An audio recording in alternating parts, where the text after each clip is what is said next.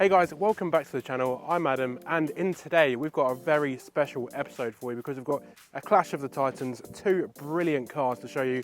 Ollie, what have we got? I like that Clash of the Titans. Probably the biggest debate here in the UK. What is the best EV saloon? I've got the Model 3 rear-wheel drive. I've got the Seal BYD rear-wheel drive. Now, in today's episode, we're going to compare this against that. Practicality, price, and a back-to-back road test. If that sounds good, then keep on watching. Just to let you guys know, we release an episode every single Friday. Next week, we check out the Audi Q6 e-tron. So make sure you hit that subscribe button so you don't miss the episode. All right, so let's check out looks of these two cars because both being electric, they're quite divided. I mean, they do look quite different. What do you think? Do you prefer one or the other, Ollie? What do you think? I think, again, they're quite different. The new Highland refresh was so much better than the first Model 3, wasn't it, when they brought in these lights. But there is something about this car that just looks really sexy. It looks a little bit more grown up. I think alternative and edgy, you could probably argue a bit bland, but there is just something going on with the looks of the Seal. Like this bit, what is this bit that kicks out? I love that. And then all these little shapes that go inside of each other. They look a little bit more futuristic, this one. I'm leaning more towards this Seal at the minute. I just think the front and the back, it's just got all the right options for me. It just looks good. It's a good package. I think people on the road are going to be turning more heads looking at this over this. Let's have a look at the Tesla. Starting with the front, it's very sleek. You've got these nice lights. The wheels, they're very nice. It's very shapely, isn't it? It's got a lot of surface area. So when you compare the two, there's a lot of fake vents going on there. But coming around the side, what do we think about these wheels? I feel like they would have been cool back in 2011, but today, I'm not sure. They just look a bit cheap. I'm not sure why. I'm not sure about the colours. Like you've got these little insert bits, and then there's a lot of colours going on. I mean, if you look at those wheels, they're a lot nicer, aren't they? They are. So you'll have to let us know what you think about that in the comments below. Got a couple of mud flaps here, which is quite nice. The windows, they've really thrown me because I thought they'd be blacked out like on here. Look, you've got nice tinted windows. On here, why are they not tinted? I feel like it looks so much better with a tint. Yeah, no, I agree. What I do like is there's no chrome on either of them, so it makes it look good. Yeah, you don't modern. like chrome, do you? Door handles, you've got these doors, so you open like that, versus this. I think that wins that one, doesn't it? I think more people like this, but this looks a bit more fancy, a bit more geeky. I think they're right. Some people say over-engineered. Like, how can you make a door handle even more harder than it needs to be? Right, so talking about the back of the cars, this is the view that most people are going to see these cars from if they're behind them or whatever. Now, I do like the Tesla, like the new lights look really nice. I think it's the Seal, this just looks, I don't know, quite bland. But I tell you what though, Adam, when I was following you, the lights, when you're braking and you've got all these little segments that light up down here, it did look really cool and futuristic. And I've got to say, I think I prefer this type of diffuser. This diffuser, although it's not, active diffuser, it's not actually doing anything, it does look a bit sporty, doesn't it? It looks a bit more sporty than the Tesla. Moving around the side of the Seal, there's a couple of more talking points around here because you've got a nice little bit here. That looks lovely. It looks a bit more sporty. I think it just looks like a more sporty car than the Tesla. Would you agree?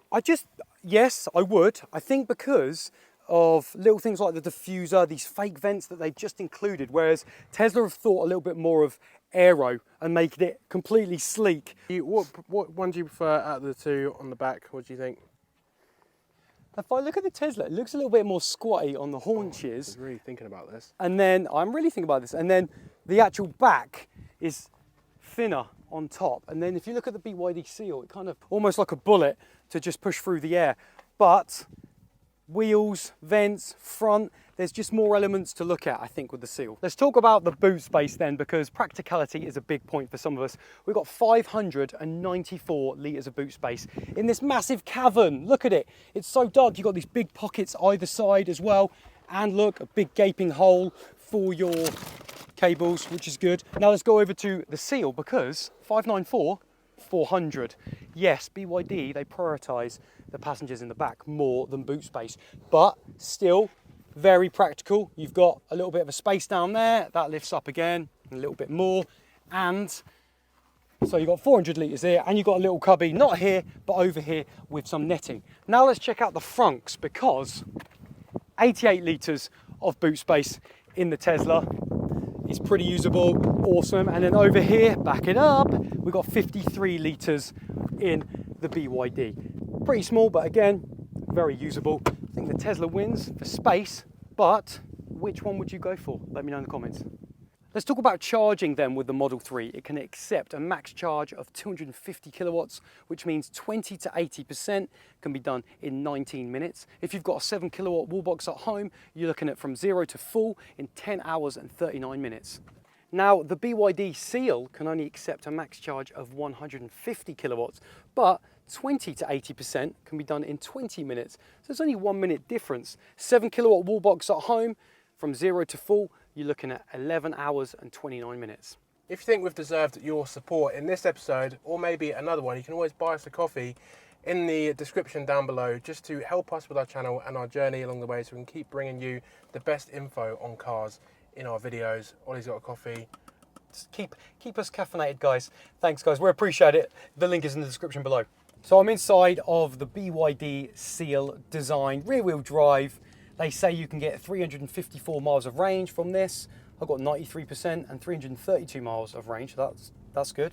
It's got 313 brake horsepower, 0 to 62 in 5.9 seconds. Visibility's good. I'd say steering wheel feels good as well, thick. Feels a bit heavy at the moment. I'm in eco mode and pretty quiet. Very quiet, I would say. On the website, £45,705 for this design trim. Got a little mode button here. Let's put it into sport and let's go. Foot flat to the floor. Oh, it was a bit slow then on the uptake. There we go. 5.9 seconds. Now I've driven the all-wheel drive Excellence BYD, and that's 3.8 seconds, and you can feel it when you put your foot down to that accelerator. Steering is good. Foot down flat. Yeah, okay, it doesn't feel, it's more progressive. It's not like head smasher. And I'm double checking. I am in sport mode. Let me just slow up a little bit again. Give it a little bit of a punch. A little bit of a delay, but then we're off. But I've got to say, it's really smooth. Suspension is great. Oh, brake can be a little bit snappy there, but the brakes work. Onto the accelerator again. But it glides really well. It's comfortable. The steering works well. It's very responsive. Hit that pothole. Nah, that took that pothole really well. Just like a gentle thud. But it feels pretty refined and composed. It does what I'm asking it to in the corners. And I think, you know, it's kind of soft where it needs to be when you're going straight and sort of floating over those lumps and bumps. And then in the corners, it just works really well. It's quite sophisticated, I'd say. There's no like rawness to it where you get, you know, your head snatched back. So I've got Adam with me in the BYD Seal in the back. Adam, talk to me about comfort levels. Okay, so I do want to give you a good overview of what both cars are like in the back, because people do take passengers in these cars. You can put kids in them, whatever.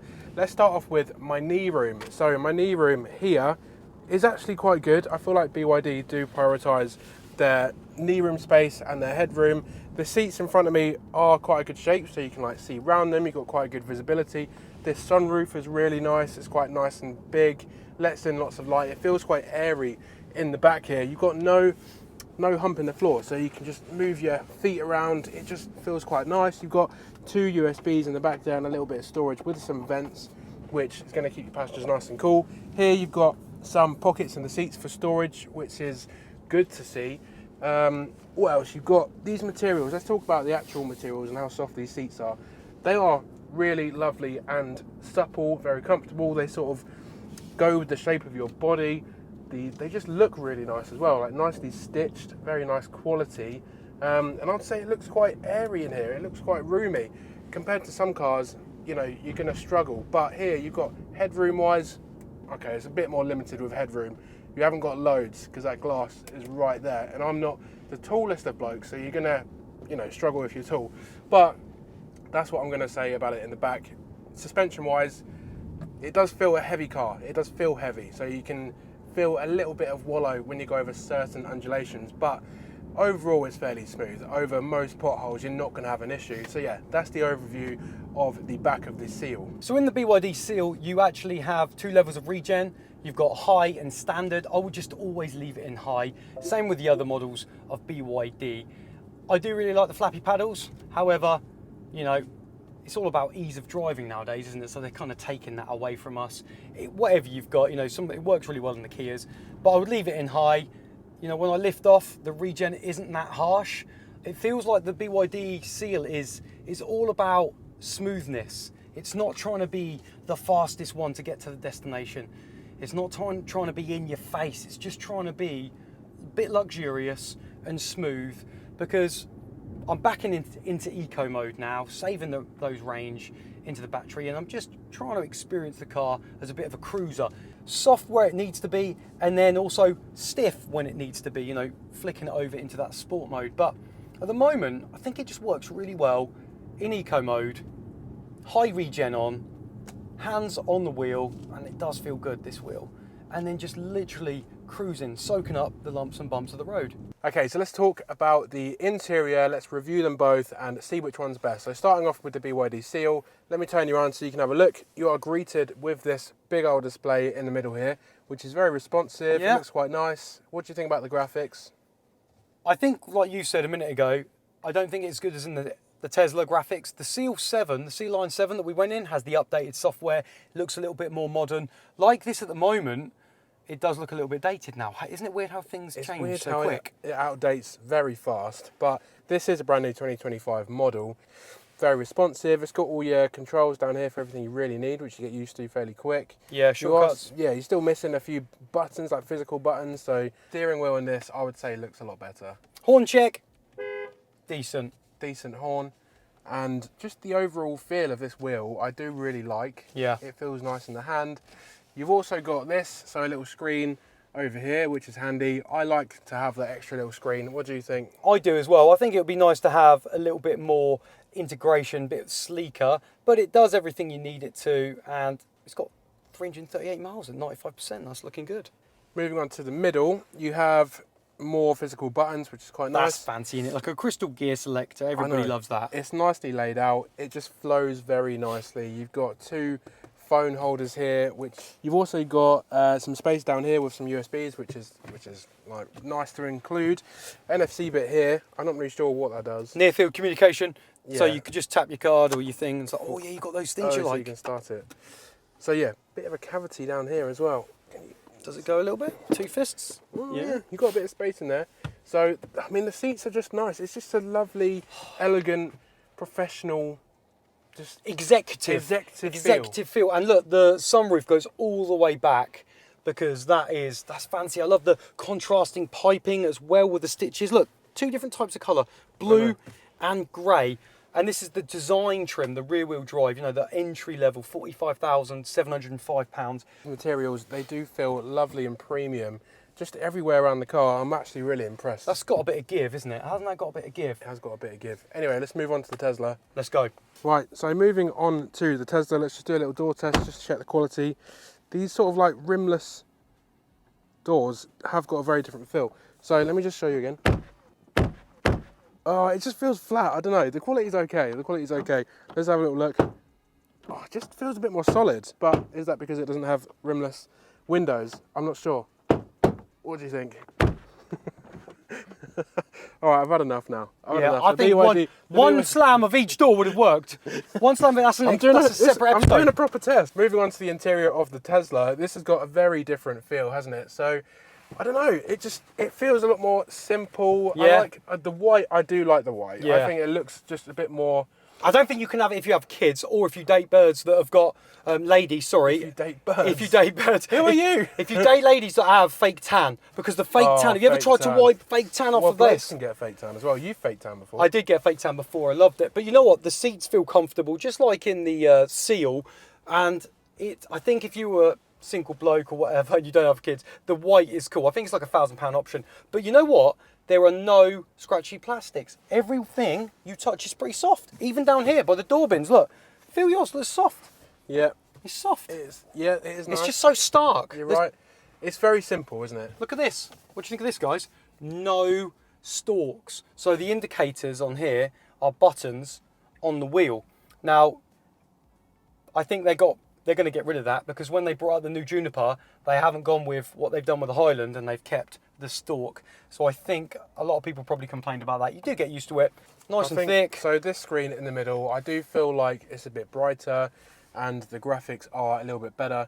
The screen just, I feel like it does a better job. It just works. It's not quite as big, Yeah. but it is there. It just feels very central to the whole car. I feel like it would be a very different car without this screen, wouldn't it? It just makes the whole car interior feel nice and futuristic. Two wireless chargers here, and the thing is, you can't do Apple CarPlay or Android Auto, which some people don't like, but you can do it through a third-party app. But I don't think you need it, because this is so good. If you're an Apple person anyway, this is pretty much like iOS. Exactly. The way it looks. This is another phone. You don't need Apple CarPlay, because this is another phone. Yeah, but I've got to say, I'm sorry. When you drive off, let me just do this. The radar and display is insane. It works so well. It works so well that when I pulled up to traffic lights the other day and it was so high and bright I couldn't really see them, it even shows the traffic lights when they go red and green on your display, as well as cones, as well. It picks up everything. If someone's indicating, it shows you on there it's indicating. It's incredible. It's really good. So you've got a nice big bit of storage here, which is good because you could fit quite a lot in there. There's a lot of dust there. I feel like it's a dust catcher. 2 cup holders, and then under here you've got some more storage to put stuff, some more dust catching. But no actual USB-Cs if you want to wire. There's not much to talk about in there, is there, really? Soft materials, ambient lighting that goes around there that you can actually change as well. You know, we're not going to go into it too much, but you've got all the gadgets, the toy box, the theatre. Now you've got an 8-inch screen on the back, which they've brought into the Juniper as well. Yeah, I feel like it's just a bit boring compared to the BYD. Sunroof doesn't go all the way. It's not quite as good. Oh, yeah, but this does have a dash cam, though, which the BYD doesn't, and I do think that could be something they could bring in. Right, I'm in the Model 3 now. We're going to be driving on the exact same roads, same journey. The Model 3 just seems, with this light interior, seems so airy. Now, the cost of this long range, 436 miles, to its 79 kilowatt hour battery compared to the Seal's 82.5 kilowatt hour battery, is a little bit more, but it's actually more range in this one, but actually it's cheaper. So you can actually get this on the website at the time of filming, £44,990. So that works out £715 more, the Seal, if you want to get that base trim. We've got 320 brake horsepower, 0 to 62 in 4.9 seconds. We're going to take it on the exact same B roads to see what the difference is like. At the moment, I'm just cruising, I'm in chill on my acceleration mode. These are my steering weights. I kind of like it in heavy, and it's soaking up the lumps and bumps.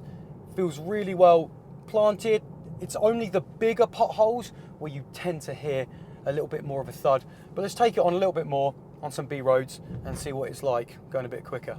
Okay, let's put it in the standard mode, which is a little bit more responsive on everything. I've got it in heavy, and I'm just going to drop my foot on the accelerator. Oh my God, there we go. Whoa, definitely more drama. More drama than the Seal coming into this corner. Yeah, see, the steering is just so heavy, and it just sticks. Grips to the road like the road owes it money, just not letting go. And you can just, it's more addictive with the acceleration. Again, it's very smooth, but the Model 3 is just so taut in the corners, and then when you put your foot down, you can just really feel that power. Now, it hasn't got a ton more brake horsepower than the Seal, but I feel like the Seal's just been modified to be a little bit more comfort over drama and be a little bit more sophisticated and smooth, whereas this is still really refined, but it has just got that little bit of an edge, like when it says, do you want to play? All right, let's play. Foot down, and it's, I tell you what, I'm so impressed. It's just staying so flat to the ground, so composed, well balanced. The power, oh yes, woo-hoo-hoo-hoo. Got a little bit of a underarch there with the wheel. Yes, oh, you could argue this is definitely a little bit more playful. Okay, so let's review the back of the Tesla as a passenger. So just starting off with the white leather just makes it feel nice and clean. I just feel like it wouldn't last very long being very white, so most people are going to go for the black. One thing I'm really struggling with is my feet. My feet just bash the the seat in front of me. I don't feel like I've got much room for my feet in this car. It just feels a bit claustrophobic. You haven't got any storage apart from this little thing, which isn't really going to do much. The seats though, they do feel quite nice. So the material is nice and soft, nice and squidgy. Your bum feels quite comfy. You've got really nice ambient light in the back, which feels good. But visibility wise, you do feel a little bit more upright than the driver over here. So you have a nice sort of view of the cabin. And up here, headroom wise, I'd say it's pretty much the same as the Seal, to be honest. This glass is quite close to your head, and I'm not the tallest of people, so kids will be fine, but big adults in the back is going to be a struggle. And obviously you've got these massive pillars right next to your head, so you're going to definitely be bashing your head on those if you've got a very excited driver in the front. So the back is quite cool. So you've got no bar here, you just got the tint, which is quite nice. But why haven't they got tints on the back? Come on, Tesla, that just needs to be something very standard. This screen, let's talk about this, because this screen is quite good. It's got all your gadgets and gizmos, and you've got media, and oh look, there's me. So, you know, it does feel quite nice in the back, and it feels like you've got this good addition for everyone in the back to sort of play around with. So it is the lowest the back window goes down. If you can see that, that is basically halfway. So the back window only opens pretty much halfway, which I'm very disappointed. So yeah, overall, I feel like if you're tall, you might struggle. The knee room is less than the Seal. I'm struggling with knee room. So it just feels like a bit more claustrophobic in the back of the Tesla versus the Seal. The Model 3 feels a little bit lighter as well than the Seal. And don't forget, this has got loads of gadgets. We're not going to go into all of them today, but you've got your toy box and you've got your theatre. I think you can got theatre on the Seal and watch YouTube and stuff like that. But you know, you've got your arcade, you've got your games. And I think, yeah, that's a bit novelty, isn't it? It is a bit novelty, but it is kind of an added extra that you get with this Model 3. Let's talk about the regen as well, because this used to have regen options. The Seal's got 2, standard and high, but now you don't have it at all. If I lift off, look here, you get this green bar. Green bar just kind of sits back when you lift off, and it kind of does bring you to a complete halt. There you go, and then you're off again. And you can time that when you're coming up to junctions, and it works out really well. And I feel like this car makes you lazy. You're so used to getting in, not turning around, shutting the door, it locks for you, using the app, you know, using your app to open it, keyless entry. Even the indicator stalks, they've gone, and that is a talking point, because a lot of people will not like that. Because when you're moving the wheel, especially around roundabouts, and then you're trying to figure out to press the indicator button, sometimes you'll double press it, which means you'll turn it off. Sometimes you're trying to find which one. So it is a bit of a talking point, that. You've got your flashers on here as well. You've got your camera, which you can press here, see your cameras, good quality down there. And then one thing which is brilliant, because there's no stalks, one single click to turn on the autopilot. It might not work. Oh, it is working. And this will steer for me. It won't be too great because we're on a bit of a B road at the moment, but that autopilot is just so good. And like I said earlier, when we're discussing the interior, the radar visual display, like when you indicate, it shows you on the cars, it shows all the other cars, every object you can think of, it comes up on that. And it just works extremely well. Okay, let's do a bit of a summary then.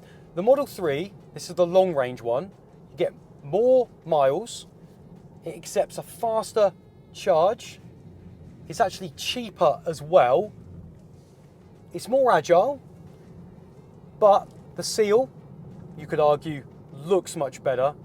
Looks like a proper car, you know, a sophisticated car. The interior is better materials. It's a lot smoother too. It's, you know, when you're just doing your normal day-to-day, you could probably argue it's a little bit more comfortable on the A roads, just going straight. So I think coming to a conclusion over which car is better, it's going to be hard. It's going to be hard to choose. Let's talk about real world range then. We took both cars on the same route and worked out their miles per kilowatt hour after our film day had finished. The Tesla, that thing sipped electrons like it was on a diet. We got 4.2 miles per kilowatt hour, and with its 79 kilowatt hour battery, that gives us about 332 miles of range. Not bad for something that launches like it's late for a Tinder date. Now, the BYD Seal, bless it. BYD, more like bring your own diesel. It managed 2.6 miles per kilowatt hour, and with its 82.5 kilowatt hour battery, that adds up to just 214 miles of range, barely enough to escape your mother-in-law's house.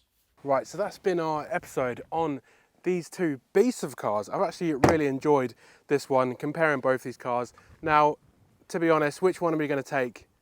I'm going to tell you. So I'm going to go for the BYD. For me, it just drives better, it looks better.